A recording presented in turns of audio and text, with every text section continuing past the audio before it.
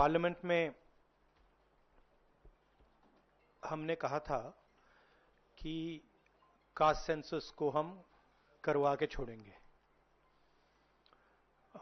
और हमने ये भी कहा था कि 50% की जो कैप है, जो आर्टिफिशियल दीवार लगा रखी है, उसको भी हम तोड़ के हटाएंगे। पता नहीं क्या हुआ, सडनली 11 साल बाद नरेंद्र मोदी जी कहते थे कि सिर्फ 4 जाते हैं, सडनली कास्ट सेंसस का अनाउंसमेंट किया। हम इसको सपोर्ट करते हैं, पूरी तरह सपोर्ट करते हैं, मगर हम टाइमलाइन चाहते हैं। हम जानना चाहते हैं ये कब तक होगा, और ये एक पहला कदम है। तेलंगाना एक मॉडल बना है कास्ट सेंसस के लिए, और वो ब्लूप्रिंट बन सकती है। और कास्ट सेंसस को डिजाइन करने में हमारा पूरा सरकार को ऑफर है, पूरा समर्थन है कि हम डिजाइन करेंगे, क्योंकि डिजाइन बहुत जरूरी है। क्योंकि 2 एग्जाम्पल्स हैं, एक बिहार का डिजाइन है, दूसरा तेलंगाना का डिजाइन है, उसमें जमीन आसमान का फर्क है। और मैं दोहराना चाहता हूं कि कास्ट सेंसस पहला कदम है। हमारा जो विजन है, एक बिल्कुल नया डेवलपमेंट का, विकास का पैराडाइम हम कास्ट सेंसस के माध्यम से लाना चाहते हैं। सिर्फ रिजर्वेशंस नहीं, मगर हम सेंट्रल सवाल पूछ रहे हैं कि चाहे ओबीसीज हों, दलित्स हों, आदिवासी हों, उनकी देश में कितनी भागीदारी है। कास्ट सेंसस से एक प्रकार से पता लगेगा, बट कास्ट सेंसस से आगे जाना है। हमारे इंस्टीट्यूशंस में, संस्थाओं में इनकी कहां कहां पार्टिसिपेशन है, पावर स्ट्रक्चर जो है उधर कितनी पार्टिसिपेशन है, ये नेक्स्ट स्टेप है। और हम चाहते हैं कि इस डायरेक्शन में कास्ट सेंसस जाए। हमने एक और चीज कही थी, कांग्रेस पार्टी ने रेज की थी, मैनिफेस्टो में भी था, article 15(5). Article 15(5) is reservation in private education institutions. ये कानून है, ऑलरेडी कानून है, और हम चाहते हैं एकदम इस कानून को एनडीए की सरकार, बीजेपी की सरकार इंप्लीमेंट करना शुरू करे। सेंसस को डिले किया है और अपोज किया था, हम इसको वेलकम करते हैं। ये हमारा विजन है, इन्होंने अडॉप्ट किया, बहुत अच्छा। मगर हम चाहते हैं कि हमें डेट्स बताई जाएं, किस दिन तक ये सेंसस होगा, बजट में इसका पैसा आना चाहिए, अभी बजट में पैसा नहीं है, और फिर जो डेवलपमेंटल विजन है वो हमारे सामने प्रेजेंट होना चाहिए। तो ये मैं आपसे कहना चाहता था, अंग्रेजी में बोल देता हूं। Caste census we have been fighting now for some time. Government has opposed for some reason. We don't understand what that reason is. They have suddenly decided to do it. We welcome that. We are happy that they have done the caste census. Telangana is a model state for the caste census. There are 2 caste censuses in front of us. One is Telangana, the other is Bihar. They are completely different caste censuses. The Telangana caste census, the questions have been developed by a process of consultation, not a closed process, open process, by asking the stakeholders what are the type of questions, and it's been a very detailed, very granular exercise. We would like the national census to follow some of the ideas of the Telangana census, and we are more than happy to help the government develop the national census on similar lines. We've had 2 other issues that we have discussed which are also central, which is the 50% cap on reservations. Now this is becoming an impediment. This is becoming an impediment to development, to progress of our country, and to the progress of backward castes, Dalits and Adivasis. And we want this 50% barrier to be eliminated and broken. We have stated that. We have achieved We have put enough pressure on the government to get the caste census done. We want a date by when it's done. We are going to put pressure on the government to make sure that 50% cap is destroyed. And after that, there is a third thing, which is the Article 15(5), which is reservation in private educational institutions. It is already a law. We want that law to be implemented as soon as possible. So that is broadly the structure. We see the caste census as a new paradigm of development. And we want to go beyond the caste census. We want to understand what is the participation of 90% of our population in the power structure of our country. Where are they participating effectively, and where are they not participating? And we want to give them participation and access to power. So we are absolutely convinced in the Congress Party that the caste census is a first step of a completely new development paradigm in the country, and we are going to push this paradigm through one way or the other. It doesn't matter what the BJP thinks. We have shown that we can pressure the BJP into doing the caste census. We are going to show you that we're going to pressure the BJP into doing 15(5) and also removing the 50% cap. I think every Congress member, every Congress worker, every single person who has fought for the caste census, and there are millions of people, activists from the backward communities, Dalits, Adivasis, I'm very proud of what you have done. This would not be possible without the effort, without the hard work that you have done. It has been a sustained campaign that we have run, and I'm very proud of every single person who has helped us in this campaign. Thank you. So you said that the government was opposed to this and suddenly decided to take this step. Do you think that this decision has been taken in light of the upcoming Bihar polls? No, I don't think so. I don't think that's why this decision has been taken in a hurry. I don't need to comment on whether they took it, when they took it, how they took it. Now they have taken it. We are happy they've taken it. Now this needs to be taken forward. Sir, प्रधानमंत्री बार बार ये कहते थे कि ये 4 जातियां होती हैं सिर्फ देश में. अब अचानक से फैसला हुआ, तो क्या लगता है कि आपको जो विपक्ष ने और आप लोगों ने दबाव बनाया, उस दबाव के कारण? ये सिर्फ हमने दबाव नहीं डाला, ये सिर्फ दबाव नहीं डाला है हमने. ये हमने ऑर्गेनाइज तरीके से बहुत गहराई से कैंपेन चलाया है, ग्रासरूट लेवल पे कैंपेन चलाया है, और महीनों से हम ये कैंपेन चला रहे हैं, और इस कैंपेन का असर पड़ा है, इफेक्ट आया है, और इसीलिए इन्होंने ये डिसीजन लिया है. बट कास्ट सेंसस जो मैंने आपसे बोला, ये दरवाजा खोलने का तरीका है. उसके बाद रियल विकास का काम शुरू होगा. एक बार हमें इंफॉर्मेशन मिलेगी तो फिर हम उस इंफॉर्मेशन के बेसिस पे हम एक्शन ले पाएंगे. मैं आपको 2-3 उदाहरण देता हूं. तेलंगाना के कास्ट सेंसस में से इंफॉर्मेशन किस ग्रैन्युलैरिटी की आ रही है और किस टाइप की इंफॉर्मेशन आ रही है. तेलंगाना में जो कॉर्पोरेट स्ट्रक्चर है,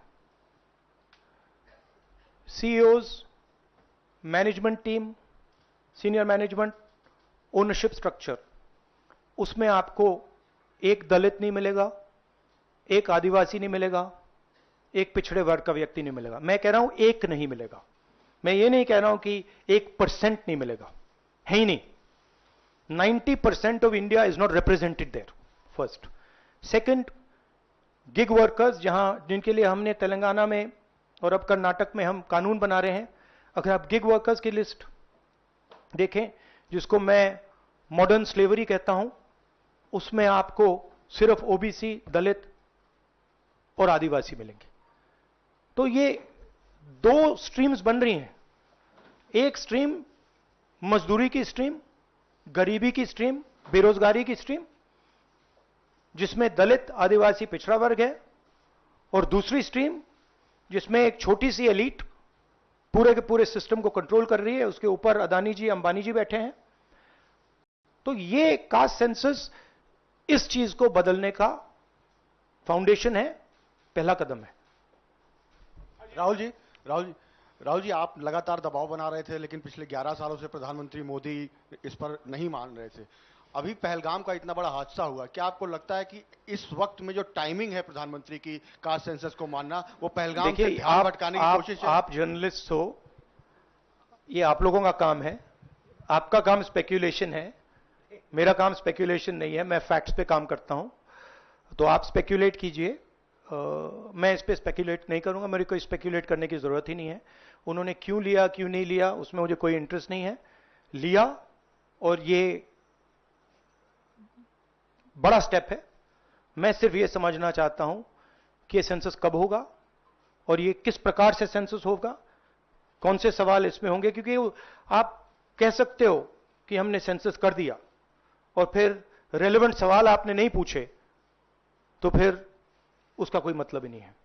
तो तेलंगाना में हमने बहुत गहराई से पब्लिक में जाकर कंसल्टेशन करके, लाखों लोगों से कंसल्टेशन करके हमने डिजाइन किया है। तो we want a people's census, we don't not want a bureaucrat census. Sir आप पहले ही कहते थे कि एक्सरे है, ये तो एक्सरे के लिए सरकार राजी हो गई है। किस तरीके से एक्सरे हो? आप बार बार तेलंगाना मॉडल की बात कर रहे हैं, तो क्या तेलंगाना मॉडल अडॉप्ट होना चाहिए? किस तरीके से होना नहीं, चाहिए? देखिए, तेलंगाना मॉडल में 2-3 प्रिंसिपल्स हैं। पहला प्रिंसिपल है कि बंद कमरे में 5-10 ब्यूरोक्रेट्स ने उसको नहीं डिजाइन किया, ठीक है? क्योंकि फ्रैंकली बोलूं तो जिन कम्युनिटीज की हम मदद करने की कोशिश कर रहे हैं उनकी होल्ड ब्यूरोक्रेसी में है ही नहीं। तो हम चाहते हैं मैस सेंसस, ओपन टेक्नोलॉजी का सेंसस, जहां हम स्टेक होल्डर से पूछें आपको एक्चुअली डिजाइन में आपकी क्या राय है, आप डिजाइन के बारे में क्या सोचते हो। यह तेलंगाना का first principle. Second principle Telangana में कि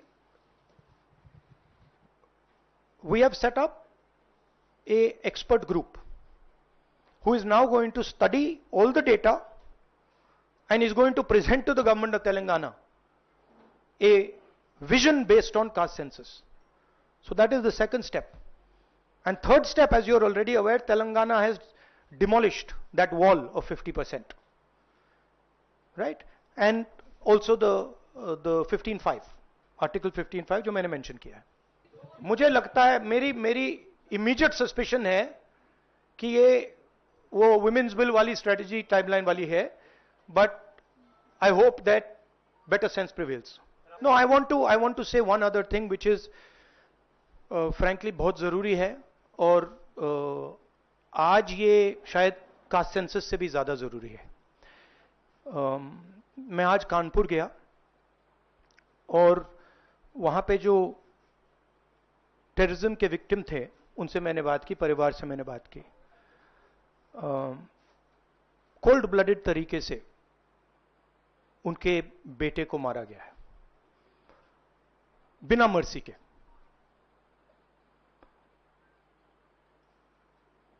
और 28 लोगों को ऐसे मारा गया है, बहुत सारे लोग घायल हुए हैं।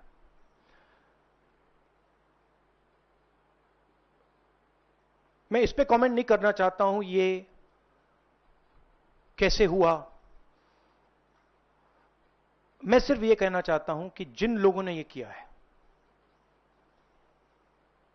जो भी हैं, कहां भी हैं, they have to pay for this, and they have to pay for it properly, not in some half-hearted way, ऐसे आलतू फालतू तरीके से नहीं। दे हैव टू पे फॉर इट प्रॉपर्ली, कि इनको याद रहे कि हिंदुस्तान के साथ ये नहीं किया जा सकता है। हमने क्लियरली ऑपोजिशन की और सरकार की मीटिंग में क्लियर हमने लाइन दी है, यूनानिमस लाइन, कि जो हुआ है एक्सेप्टेबल नहीं है। और पूरा का पूरा ऑपोजिशन 100% सपोर्ट सरकार को देगा और दे रहा है। नरेंद्र मोदी को एक्शन लेना है, एकदम एक्शन लेना है, और पूरा का पूरा विपक्ष उनके साथ खड़ा है। जिन लोगों ने यह किया है, दे हैव टू पे द प्राइस फॉर दिस। जो परिवार है, उन्होंने आप लोगों को मेरे थ्रू एक मैसेज दिया है। एक्चुअली प्रधानमंत्री जी को उन्होंने मुझे कहा कि आप प्रधानमंत्री जी को यह बताइए, तो मैं 28 जो हमारे शहीद हैं उनके साइड से प्रधानमंत्री को आपके माध्यम से मैसेज दे रहा हूं। प्रधानमंत्री जी, उन्होंने कहा है कि हमारे जो बच्चे हैं वो शहीद हुए हैं, हम चाहते हैं कि आप उनको शहीद का दर्जा दीजिए, रिस्पेक्ट दीजिए। ये मैं कहना चाहता था। आप सबका बहुत बहुत धन्यवाद। Thank you. शुक्रिया राहुल जी, शुक्रिया शुक्रिया शुक्रिया शुक्रिया Rahul ji. We are saying, I am saying that 28 people have been killed in cold blood. Okay? It is pretty clear who is responsible for this. The people who are responsible for this must pay a price. The Prime Minister has to take action, right? And the action has to be clear and it has to be strong, without any confusion. The Prime Minister must not dilly-dally, must not waste time, must make it very clear that India is not going to tolerate this type of nonsense. So he needs to act. That's what I'm saying. He can act in whatever time frame he thinks necessary, but he has to act soon. शुक्रिया। I think you heard what I said. या शुक्रिया I शुक्रिया said, शुक्रिया। I think you heard what I said. I said, let me speak. I'm not advocating anything. I'm being very clear. The people who've done this need to pay a price. Okay? And the Prime Minister has to act on it now, firmly. He should not dilly-dally. He should not be in a confused state. Thank you.